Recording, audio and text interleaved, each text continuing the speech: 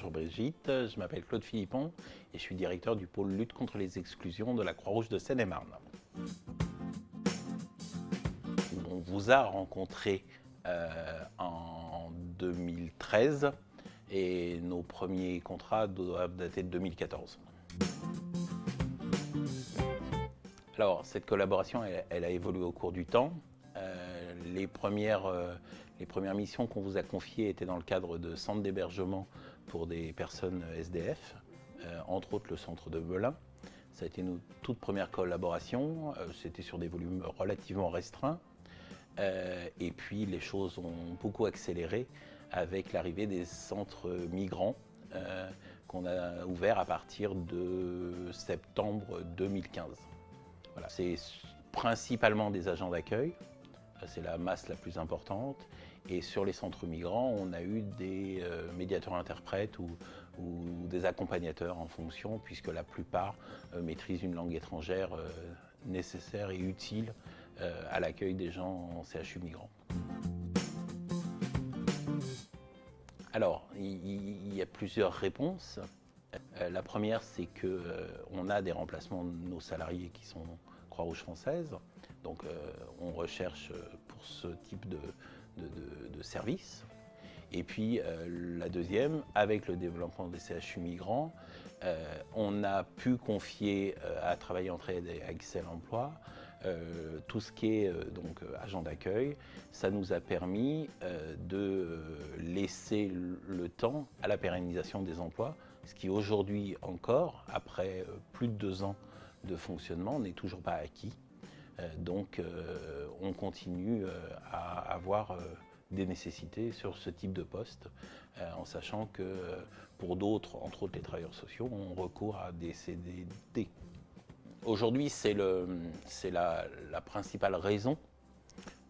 On espère avoir des pérennisations, éventuellement proposer à certains de vos collaborateurs d'intégrer la Croix-Rouge. Quelques-uns ont été embauchés. Certains avaient atteint la limite du temps dans lequel ils pouvaient rester avec vous, et très clairement, enfin, c'est des gens qui nous donnaient satisfaction, donc ils sont aujourd'hui, pour certains, en CDD. On espère pouvoir transformer en CDI avec des pérennisations sur certains postes. C'est entre autres des accompagnateurs, et dans le cadre du SAMU social, certains sont d'ailleurs rentrés en CDI. Voilà.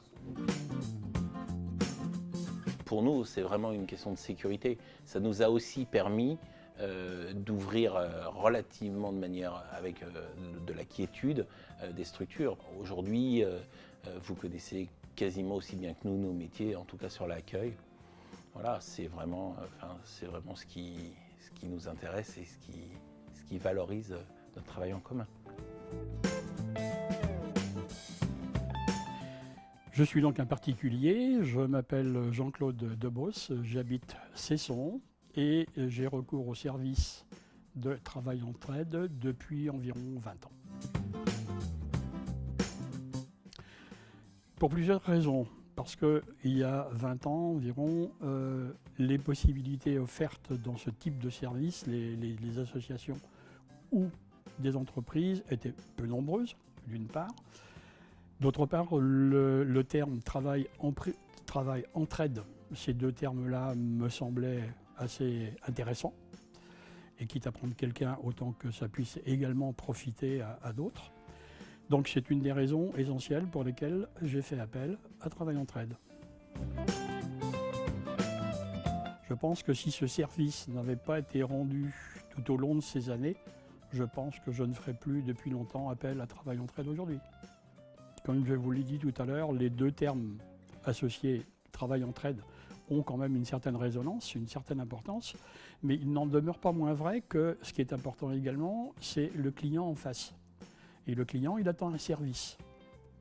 Ce n'est pas gratuit, il paye, et je pense qu'il est en droit d'attendre que le service soit également à la hauteur de ses attentes. Il est bien évident que le client n'a pas non plus tous les droits, c'est-à-dire qu'il faut être très précis dans ce que demande le client lorsqu'il demande ce type de service. Je pense que l'initiative que vous avez prise d'aller voir les clients maintenant, je pense que c'est une bonne initiative parce que ça permet d'affiner en fait les desiderata du client. Eh bien, je pense qu'à chaque fois que j'ai eu des difficultés, c'était davantage dû parfois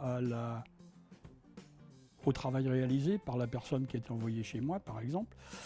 Mais à chaque fois, au cours de conversation, on a pu résoudre ce problème, ou tout au moins tenter de le résoudre à chaque fois, et à chaque fois, on m'a écouté. Ça, c'était un point important pour moi. Je crois que le mot-clé également, il est là, confiance. Si je n'ai pas confiance, il est bien évident que très vite, je vais me retrouver dans une situation où je dirais non, ça ne va pas. Donc il est bien évident qu'à partir du moment où moi je leur accorde leur confiance, de mon côté, et d'abord c'est une question de courtoisie. Restez courtois avec les gens qui viennent travailler chez vous. C'est la première des choses, enfin, à mon sens. Ça c'est la première chose. Et puis c'est de considérer qu'ils viennent faire un travail et puis leur donner toutes les possibilités d'effectuer ce travail dans les meilleures conditions possibles. Madame Messaoudi a travaillé longuement chez moi et en fait est donc partie parce qu'elle quittait en fait la région, elle quittait même la métropole, mais jusqu'à son départ, elle a travaillé chez moi et je suis resté en relation avec elle pendant encore quelques temps après, par un petit mot par-ci par-là. Je lui dis, c'est un petit peu parce que jusqu'à preuve du contraire, pour l'instant tout au moins, je n'ai pas de raison valable aujourd'hui de quitter Travail Entraide. Si un problème survient, je sais que je peux téléphoner et que quelqu'un au bout du fil me répondra et essaiera de prendre le problème et essaiera de le résoudre.